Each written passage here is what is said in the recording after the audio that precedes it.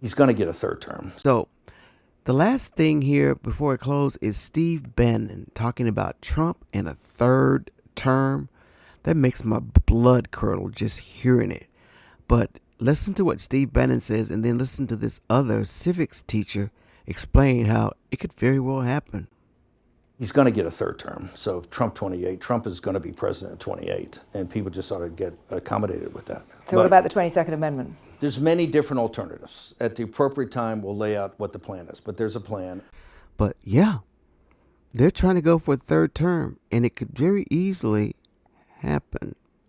The amendment says that he can't, but when you listen to this civics teacher explain how it could very well happen if the Supreme Court gets involved.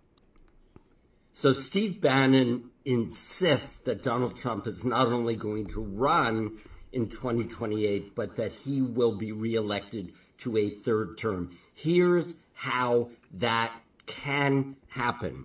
As you know, I teach civics, I'm a lawyer, and it all comes down to the Supreme Court. And what the Supreme Court says, the Constitution says, is what the Constitution says.